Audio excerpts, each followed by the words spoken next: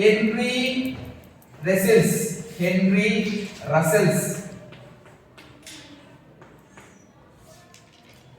కోటి రెసిడెన్సీ మీద ఒక రెసిడెంట్ ని నియమిస్తున్నారు. అధికారం ఏమంటారని చెప్పాను, రెసిడెంట్ అన్నాను. రెసిడెంట్ ని నియమిస్తున్నారు.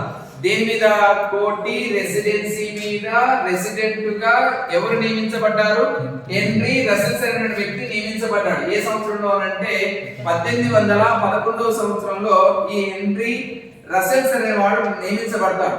నియమించినటువంటి అంటే ఇతను నియమించబడగానే ఇతను ఏం చేస్తాడు అంటే ఒక సైనిక దళాన్ని ఏర్పాటు చేస్తాడు. ఈసారి ఏం చేస్తున్నాడు? సైనిక దళాన్ని ఏర్పాటు చేశాడు. ఎవరు? Henry Russell's. అదేవిధంగా 1811వ సంవత్సరంలో బ్రిటిష్ గవర్నర్ జనరల్ అయినటువంటి లార్డ్ వెల్లెస్లీ ఈ కోటి రెసిడెన్స్ మీద ఒక అధికారి, ఆ అధికారిని ఏమంటారంటే రెసిడెంట్ అంటారు. ఆ రెసిడెంట్ గా ఎవరు నియమిస్తారు అంటే హెన్రీ రసెల్స్ నియమిస్తారు. ఈ హెన్రీ రసెల్స్ నియమించగానే తాను ఏం చేస్తున్నాడు అంటే ఏమి ఏర్పాటు చేస్తున్నాడు? ఒక సైనిక దళాన్ని ఏర్పాటు చేశాడు. ఏ సంవత్సరంలో? 1811వ సంవత్సరంలో ఒక సైనిక దళాన్ని ఏర్పాటు చేశాడు. ఈ సైనిక దళమే రాను 1816వ సంవత్సరంలో ఏమైతుందంటే ఈ సైనిక దళానికి ఏం పేరు వచ్చిందంటే హెన్రీ రసెల్స్ సైనిక దళం. హెన్రీ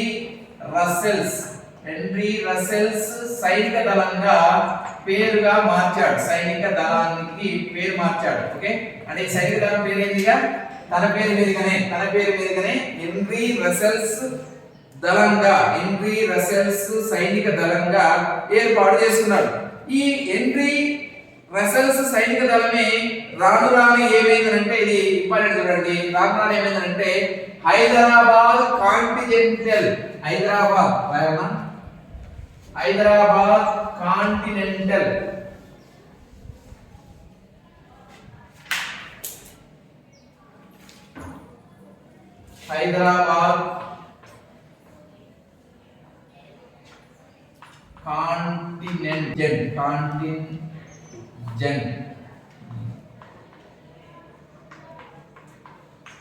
సైనిక దళం. హైదరాబాద్ కాంటింజెంట్ సైనిక దళంగా ఏర్పాటు చేశారు. అయితే సైనిక దళం ఫోర్స్ అని కూడా అంటారు. పూర్తిగా అంటే ఫోర్స్. ఎందుకు చెప్తున్నాను అంటే ఇప్పుడు చెప్తాను. ఎప్పుడు ఇది 1816లో హెన్రీ రసెల్స్ అనేటువంటి వ్యక్తి ముందే చేశాడు. 1811వ సంవత్సరంలో హెన్రీ రసెల్స్ అనేటువంటి సైనిక దళాన్ని ఏర్పాటు చేశాడు. అది రాను ఏమైంది అంటే ఇది సైనిక దళాన్ని ఏర్పాటు చేశాడు. 1816 వచ్చేసరికి తన పేరు మీదుగా హెన్రీ రసెల్స్ సైనిక దళంగా పేరు పొందింది. ఆ తర్వాత ఇది ఏం పేరుగా మారింది అంటే హైదరాబాద్ కాంటింజెంట్ సైనిక దళం ఫోర్స్. ఇప్పటికీ కూడా ఈ హైదరాబాద్ లో ఉంది. హైదరాబాద్ కాంటింజెంట్ సైనిక దళం ఫోర్స్ అనేదిగా ఏర్పాటు చేయడం జరిగింది. అయితే ఎందుకు చెప్పాను అంటే నేటికి కూడా భారతదేశ జాతీయ సైనిక దళంగా పేరొందినటువంటి దళమే ఇది. ఇప్పటికీ కూడా భారతీయ సైన్యానికి అనుబంధంగా ఇప్పుడు భారతీయ సైన్యం ఇప్పుడు ఏదైతే భారతీయ సైన్యం ఉందో ఆ భారతీయ సైన్యానికి అనుబంధంగా పనిచేస్తున్నటువంటి దళమే ఈ దళం. ఏ దళం?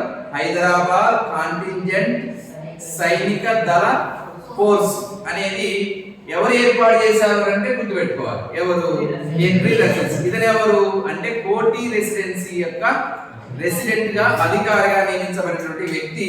హైదరాబాద్ కాంటింజెంట్ ఫోర్స్ ని మన భారతీయ సైన్యానికి అనుబంధంగా ఏర్పాటు చేయబడినటువంటి దళమే ఈ యొక్క హైదరాబాద్ కాంటింజెంట్ ఫోర్స్ గా చెప్పుకోవచ్చు. సరే, ఇది ఎన్నో అంశంగా చెప్పుకున్నాం మనం? 4వ అంశం అయిపోయింది. ఇక నెక్స్ట్ ఇప్పుడు చూడండి, మళ్ళీ ఒక దళాన్ని ఏర్పాటు చేశారు. ఈ దళాన్ని ఏర్పాటు చేయడం వల్ల ఖర్చు పెరుగుతుందా తగ్గుతుందా? పెరుగుతుంది. ఈ సాగుకు వచ్చింది ఇది ఇవాళేమో పేరు మాత్రం రాదు. ఈయనేం చేసిండు? బ్రిటిష్ అధికారి మళ్ళీ ఒక దళాన్ని ఏర్పాటు చేశాడు. ఆ దళం వల్ల ఏమైతుంది? ఇక్కడ సైనికం పెరుగుతుందా తగ్గుతుందా? పెరుగుతుంది. ఉన్న సైన్యం కంటే ఏమైంది? ఇంకా కొత్త సైన్యం చేరేది. కొత్త సైన్యాన్ని పోషించాలి బాధ్యత. వీడు ఏమైనా ఏర్పాటు చేసి మళ్ళీ బ్రిటిష్ వాడు ఏమైనా పోషిస్తాడా? పోషించడు. మళ్ళీ ఎవరు చెప్తాడు? మళ్ళీ నిజాంకే చెప్తాడు. అందుకోసం ఇప్పుడు ఏమైంది? భారం పెరిగింది. ఎవరికి? నిజాం. ఉన్నదే చేయలేకపోతున్నాడు. ఇప్పుడు ఏమైంది? మళ్ళీ ఇక ఇక కొత్త సైన్యం అంటే ఏంటి? హైదరాబాద్ కాంటింజెంట్ ఫోర్స్ అనేది ఏర్పాటు చేశాడు ఎవరు? బ్రిటిష్ అధికారి అయినటువంటి లార్డ్ వెల్లెస్లీ చేయలేదు. ఎవరు చేశారు? హెన్రీ రసెల్స్ చేశాడు. ఈ హెన్రీ రసెల్స్ అనే వ్యక్తి యొక్క చేసినటువంటి హైదరాబాద్ కాంటింజెంట్ హైదరాబాద్ కాంటింజెంట్ ఖర్చు మొత్తం కూడా ఎవరు నిర్ణయించాలి? ఎందుకు చెప్తున్నానంటే రాజు దగ్గర ఖజానా మొత్తం ఖాళీ అయింది. సికిందర్ ఎవరిని పోషించాలి? ఈ సైన్యాన్ని, ఈ దళాన్ని పోషించాల్సింది కాబట్టి హైదరాబాద్ కాంటినెంట్ ఫోర్స్ కి ఖర్చు పెట్టాల్సిన డబ్బంతా కూడా సార్ లూట్ అయింది. తన జేబు కానీ తన యొక్క ఖజానా మొత్తం కూడా లూట్ అయింది. లూట్ అయిన తర్వాత సారు దిక్కింది తెలుసా? ఏం చేయాలి తెలుసా? సారు అప్పు చేయాలి.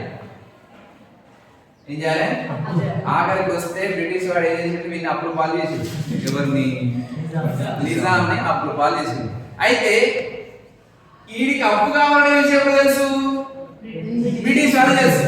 బ్రిటిష్ వాడిని తెలిసి కూడా ఏం చేశారు తెలుసా? బ్రిటిష్ వాడు ఒక కంపెనీ పెట్టించాడు. అర్థమైందా? అప్పు ఇచ్చుకొని. ఇప్పుడు మీకు ఏం కావాలి? అప్పు కావాలి. పైసలు లేవు కాబట్టి అప్పు కావాలి. ఈ అప్పు ఎవరు ఇవ్వాలి? బ్రిటిష్ వాడు డైరెక్ట్ ఇస్తే బాగోదని చెప్పి వాడేం చేసింది తెలుసా? ఓ కంపెనీని ఏర్పాటు చేశాడు. ఎవరు? బ్రిటిష్ వాడు. ఆ కంపెనీ పేరు ఏంటంటే పామర్ అండ్ కంపెనీ. ఇదే నేను అప్పిచ్చే కంపెనీ బ్రో, ఏదో మార్కెట్ కాదు లేకపోతే ఏది కాదు. ఇది బ్యాంక్ లాగా ఏంది అప్పిచ్చే కంపెనీ అన్నమాట. Palmer and company. ఈ కంపెనీ కూడా ఎవరిది? బ్రిటిష్ వాడు. ఇది మర్చిపోకండి. బ్రిటిష్ వాని యొక్క ఏంటిది? కంపెనీ. Palmer and company. గుర్తుపెట్టుకోండి. నేను ఎంత పాయింట్ చెప్తున్నాను? 4వ 5వ పాయింట్ చెప్తున్నాను. సైనిక పోషణ అంటే హైదరాబాద్ కాంటింజెంట్ ఫోర్స్ ని పోషించడానికి నిజాం దగ్గర ఏం లేవు. ఇక పైసలన్నీ అయిపోయినాయి. ఖజానా మొత్తం దుమ్ము పట్టింది. అర్థమైందా? అంటే ఖాళీ అయిపోయింది. ఆ ఖాళీ అయిపోయినటువంటి అయినప్పటికీ కూడా బ్రిటిష్ వాడు ఏం చేస్తున్నాడు? ఈ సైనిక పోషణ కావాల్సిన ఖర్చు లేదా సైనిక పోషణ చేయాల్సిన బాధ్యత మొత్తం నిజాల బాబు అంటే సికిందర్ ఏం చేస్తున్నాడు? పాపం అప్పు చేసి దాదాలు. ఇప్పుడు ఏం చేయాలి? అప్పు చేసి సాధాలి. కాబట్టి బ్రిటిష్ వాడు జ్ఞానంగా ఏం చేస్తున్నాడు అంటే ఒక కంపెనీ ఏర్పాటు చేశాడు. ఆ కంపెనీ పేరే పామర్ అండ్ కంపెనీ. ఈ కంపెనీ ద్వారా ఏం చేస్తున్నాడు? ప్రధాని ఎవరు? ప్రధాని మర్చిపోతున్నాం. ప్రధాని ఎవరు? చందులాల్. మర్చిపోకండి. ఈ చందులాల్ ఏం చేసినట్టే రాజు దగ్గర పోయి రాజుగారు డబ్బులన్నీ అయిపోయినాయి కాబట్టి మనం ఏం చేద్దామంటే అప్పు చేద్దాం. ఎందుకు అంటే అప్పు చేయడానికి కూడా ఒక కంపెనీ ఏర్పాటైంది. ఒక కంపెనీ స్థాపించారు. ఆ కంపెనీ దగ్గర పోయి మనం ఏం చేద్దాం? అప్పు తెచ్చుకుందాం అని చెప్పి ఈ ప్రధానమైనటువంటి చందులాలు ఎవరి దగ్గర పోయి చెప్పిండు? రాజుగారు చెప్పిండు. రాజుగారు ఏం చేస్తారు? సరేరా బాబు తెచ్చుకుందాం అని చెప్పి రాజుగారు చందులాలు చెప్పిండు. ఈ చందులాలు గారు ఏం చేసిండు? పామర్ అండ్ కంపెనీ దగ్గర పోయి ఈసారి ఏం చేసిందంటే తక్కువ 60 లక్షలు అప్పు తెచ్చుకుంటాడు. ఎన్ని లక్షలు? 60 లక్షలు. ఇప్పుడు చూడండి, 60 లక్షలు ఎవరు చేస్తున్నారు? ప్రధాని అయినటువంటి చందులాలు ఎవరిని పోషించడం కోసం? నిజాం సైన్యాన్ని. ఎవరిని పోషించాలి? బ్రిటిష్ వారి సైన్యాన్ని పోషించడం కోసం పాపం స్థానికమైనటువంటి మన రాజు అంటే నిజాం రాజు ఏం చేస్తున్నాడు? బ్రిటిష్ సైన్యం కోసం అప్పు చేస్తున్నాడు. 60 లక్షలు అప్పు చేశాడు. ఈ 60 లక్షలు ఎవరి దగ్గర నుంచి చేస్తున్నాడు? Palmer and company. మర్చిపోకండి. పామర్ అండ్ కంపెనీ నుంచి ఈ యొక్క 60 లక్షలని అప్పుగా తీసుకురావడం జరిగింది. దీని యొక్క వడ్డీ ఏంటో తెలుసా? అంటే వడ్డీ ఉత్తగిస్తాడు వాడు. కాబట్టి 25% వడ్డీ అట. ఎంత శాతం వడ్డీ? 25% వడ్డీతో ఈ 60 లక్షలు ఈ కంపెనీ ఎవరికి ఇచ్చింది? ప్రధానమైనటువంటి చందులాలకు ఇచ్చింది. మరి వీడు మాత్రం ఉత్తగిస్తాడు. ఎవరు? Palmer and company. ఇప్పుడు గుర్తుపెట్టుకోండి, మనం ఎవరి దగ్గర అప్పుకి వెళ్తే వాడు మన దగ్గర నుంచి ఏదైనా పెట్టుకొని ఇస్తాడు. భూమి కాగితాలు, లేకపోతే పట్టా, ఏమంటారు, పాస్బుక్, లేకపోతే బంగారము, లేకపోతే ఇంకా విలువైనవి. అంటే మనకి ఒకవేళ ఫర్ ఎగ్జాంపుల్ 50,000 మనకు కావాలనుకోండి అప్పుగా, 50,000లో మనం 10,000 విలువైన తీసుకుపోయి ఇస్తే 50,000 ఇస్తారు వాడు. అంటే దానికి మించిగా ఉన్న దాన్ని అయితేనే ఇస్తాడు. అట్లనే ఈడు కూడా ఏం చేస్తున్నాడు? నువ్వు 60 లక్షలు మామూలుగా తక్కువ. 60 లక్షలు అంటే మామూలు విషయం కదా. అప్పట్లో చాలా విలువైనది ఇది. 60 లక్షలు అంటే ఏ సంవత్సరం ఇది? 1803, 1829 ప్రాంతంలో. అంటే దాదాపుగా 200 సంవత్సరాలు. 200 400 సంవత్సరాల క్రితం. 400 కాదు, ఎంతనా 240 సంవత్సరాల క్రితం. అయితే ఈ యొక్క 60 లక్షలకు అప్పుగా వీడేం చేశాడు అంటే చందులాల్. యాక్చువల్గా ఈ చందులాల్ ఎవరు మనిషి? బ్రిటిష్ వాడు మరి. కాబట్టి బ్రిటిష్ వాడు సొత్తు, కాబట్టి బ్రిటిష్ వాడి అంటే సొత్తు లేదా బ్రిటిష్ వాడి అంటే మనిషి. కాబట్టి వీడేం చేస్తున్నాడు, అరే 60 లక్షలు ఇరా, నేనేం చేస్తాను నిజాం ప్రాంతంలో ఉన్నటువంటి ఒక ప్రాంతాన్ని నీకు ఇస్తాను అని చెప్పి ఏ ప్రాంతాన్ని ఇచ్చాడు? బీరర్ ప్రాంతాన్ని అప్పు కింద పెడతాడు. అంటే అప్పు కింద దీన్ని ఏమంటారు? కుదవ పెడతారు అంటారు సరే. కుదవ పెట్టాడు. ఏ ప్రాంతాన్ని? బీరర్ ప్రాంతంపై పూర్తి హక్కులు, ఉత్తర హక్కులు కాదు, పూర్తి హక్కులు నువ్వే తీసుకురా బాబు. తీసుకుని ఏం చేస్తావు, ఈ యొక్క 60 లక్షలని అప్పుగా ఇవ్వమంటే 60 లక్షలు అప్పుగా ఇస్తాడు. ఎవరు? పామా రెండు కంపెనీ వారు ఇస్తారు. ఇవ్వడంతో ఈ 60 లక్షలని తీసుకున్నాడు. మరి 60 లక్షలు తీసుకున్న తర్వాత వేరే ప్రాంతాన్ని ఏం చేశాడు? అతనికి ఇచ్చాడు. మరి మీరు 60 లక్షల అప్పు మళ్ళీ తీర్చాలా తీర్చకూడదా? చందులాలు లేదా నిజాము ఈ 60 లక్షల అప్పుని మళ్ళీ తిరిగి తీర్చాలా వద్దా? తీర్చాలి. కేవలం ఈ ప్రాంతం ఇచ్చాడు కదా సార్, ఈ ప్రాంతం ఇస్తే అప్పు కట్టాల్సిన అవసరం లేదు కదా అనుకుంటారేమో. ఇది కేవలం వడ్డీకి. దీనికి వడ్డీ కింద ఏది బీరర్ ప్రాంతం ఎట్లుందో తీసు. అయితే ఈ 60 లక్షల కాలం గడుస్తుంది. సార్ 60 లక్షలు తీసుకొచ్చిండు, పాపం గాడులు చెప్పినట్టు పెడుతున్నాడు. ఎవరిని? పోషిస్తున్నాడు.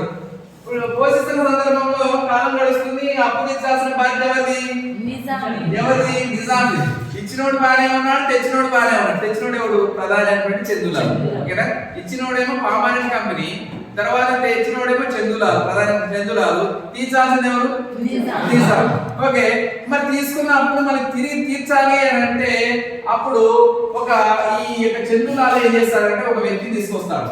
చందులాల్ ఏం చేస్తున్నాడు అంటే ఒక వ్యక్తిని, అంటే ఆ వ్యక్తి కూడా ఎవరు అంటే బ్రిటిష్ యొక్క ఆర్థిక మంత్రి, బ్రిటిష్ వారి యొక్క ఆర్థిక మంత్రి లేదా ఆర్థిక సంస్కరణ చేసినటువంటి ఒక గొప్ప వ్యక్తిరా.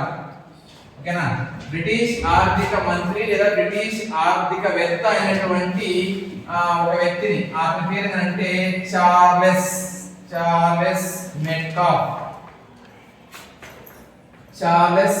మెట్కాఫ్ ని తీసుకొస్తాడు. అంటే ఏంది? దేనికోసం ఈ 60 లక్షల రూపాయలు ఏం చేయాలి? 60 లక్షల రూపాయలు ఏం చేయాలి? మనం ఏ విధంగా ఈ యొక్క అప్పును తీర్చుతాము, ఏ విధంగా ఈ అప్పును తీర్చాలి అనే యొక్క ప్లాన్ లేదంటే ఆర్థిక వ్యవస్థను చక్కదిద్దడం కోసం ఎవరు చేస్తున్నారు? బ్రిటిష్ అధికారి అయినటువంటి లేదా బ్రిటిష్ ఆర్థిక మంత్రి చార్లెస్ మెట్కాఫ్ ని తెచ్చేటప్పుడు మళ్ళీ ప్రధాని అయినటువంటి నిజాం రాజు దగ్గర పనిచేసిన ప్రధాని అయినటువంటి చందులాలు తీసుకొని వస్తారు.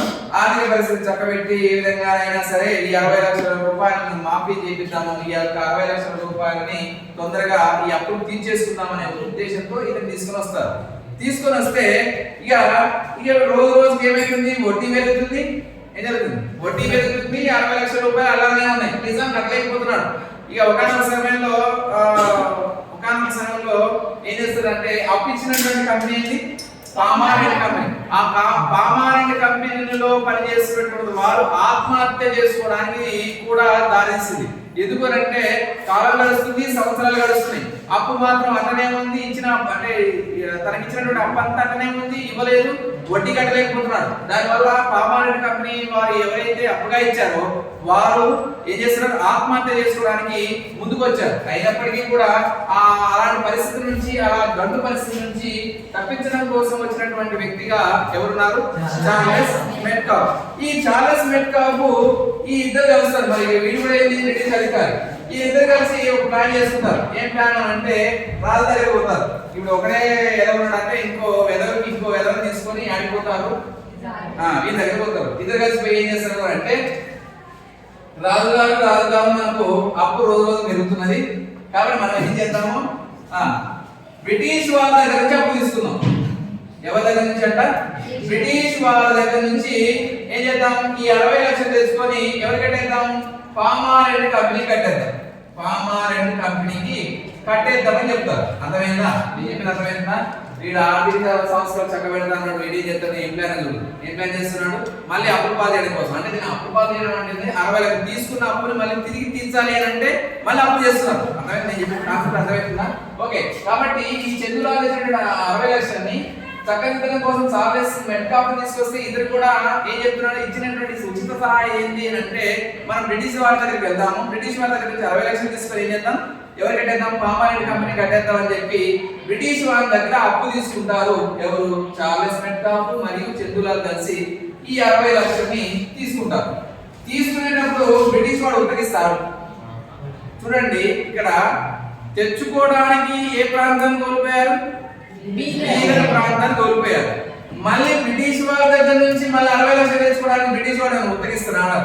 వాడు ఏం చేసింది తెలుసా, వాడు మహా మేధావి. వాడు ఏం చేసింది తెలుసా, అరే మీ దగ్గర నేనేం తీసుకున్నా, ఉత్తర సర్కార్ని తీసుకున్నా. ఈ ఉత్తర సర్కార్ని తీసుకొని నీకు సంవత్సరానికి ఎంత కడుతున్నారా, 9 లక్షలు కడుతున్నా. ఎంత కడుతున్నా నీకు, 9 లక్షలు కడుతున్నా. ఈ 9 లక్షలు నీకు కట్ట ప్రతి సంవత్సరం యాక్చువల్గా ఏం చేశాడు, రెండో నిజాం కాలంలో ఏం జరిగింది, బ్రిటిష్ వారు ఏం తీసుకున్నారు, ఉత్తర సర్కార్ తీసుకున్నారు. ఈ ఉత్తర సర్కార్ని ఏం చేస్తున్నారు, ఉత్తర సర్కార్ ఉత్తర తీసుకునే వాళ్ళు సంవత్సరానికి ఎంత కడుతున్నారు, 9 లక్షలు ఎవరు కడుతున్నారు, నిజాం కడుతున్నారు. కాబట్టి నేను 60 లక్షలు ఇస్తా, కానీ నీ ఉత్తర సర్కార్ మీద నీకు సంవత్సరానికి ఎంత కడుతున్నా, 9 లక్షలు కడుతున్నా. ఆ 9 లక్షలు నేను కట్టను, మరియు శాశ్వతంగా ఉత్తర సర్కార్ అంటే 5 సర్కార్ని ఆ 5 ప్రాంతాలు నాకు రాసి చేయని చెప్తారు. ఎవరు బ్రిటిష్ వాడు. చూడండి అంటే అటు బీదర్బాయ్, ఇటు చూస్తేనేమో ఇక్కడ గమనిస్తున్నారా, కేవలం పాపం వాడిని మోసింది వాని పిల్లలను, లేకపోతే వాళ్ళ పిల్లలను, లేకపోతే రాజ్యంలో ఉన్న కుటుంబీకులను, లేదంటే రాజ్యంలో ఉన్న సైనికులను పోషించడానికి గాలి అప్పులన్నీ ఎవరిని, వీటిని పోషించడానికి మళ్ళీ ఎవరి దగ్గర అప్పు, బ్రిటిష్ వాళ్ళ దగ్గర అప్పు. అంటే సైన్యాన్ని, వాడి యొక్క సైన్యాన్ని పోషించడానికి 60 లక్షలు అప్పు ఇవ్వడం కోసం సార్ ఏం కోల్పోవాల్సి వచ్చింది, ఉత్తర సర్కారాన్ని కూడా శాశ్వతంగా ఎవరికి ఇచ్చేసాడంటే బ్రిటిష్ వారికి ఇచ్చాడు. ఇక దీంతో ఇక సికిందర్ జాకి ఏమైంది, మూడో నిజాంకి ఏమైంది, సంతోషమా, బాధ. అంటే ఈ విధంగా మొత్తం కూడా కోల్పోయాడు సికిందర్ జా. ఈ సికిందర్ జా కాలంలో బీదర్ ప్రాంతం కోల్పోయాడు, మరియు తిరిగి ఏ ప్రాంతం కోల్పోయాడు, దేనికోసం ఇదంతా, హైదరాబాద్ కాంటింజెంట్ ఫోర్స్ ని పోషించడం కోసం చేసిన అప్పు ఎంత అంటే 60 లక్షలు. దేనికోసం అప్పు చేశాడని చెప్తున్నాను, హైదరాబాద్ కాంటింజెంట్ ఫోర్స్ ని పోషించడం నిమిత్తం కోసం. సరే ఇక కాలం గడుస్తుంది. మెట్కాఫ్ సంస్కరణ వల్ల హైదరాబాద్ నగరం అనేది ఏం చేస్తుంది, అభివృద్ధి పదంలో నడిచిందంట. ఎందుకు, 60 లక్షలు ఎవరి నుంచి తెచ్చారు, బ్రిటిష్ వాళ్ళ దగ్గర నుంచి తెచ్చారు. కాబట్టి మెట్కాఫ్ అంటే మెట్కాఫ్ ఎవరైతే చెప్పాను, ఆర్థిక మంత్రి, బ్రిటిష్ అధికారుల ఆర్థిక మంత్రి ద్వారా హైదరాబాద్ నగరం అనేది ఏం జరిగింది, అభివృద్ధి పదంలో నడిచింది. ఇక తర్వాత ఆర్థిక మంత్రి ఇంతకు ఏం చెప్పాం, హెన్రీ రసెల్స్ తర్వాత ఎవరు వచ్చారు, మెట్కాఫ్ వచ్చాడు. మెట్కాఫ్ తర్వాత ఎవరు వచ్చారంటే మార్టిన్ వస్తాడు. ఎవరిలంతా హైదరాబాదు ఏమంటారు, ఏం చెప్పాను, కోటి రెసిడెన్స్ మీద ఉన్నటువంటి అధికారం.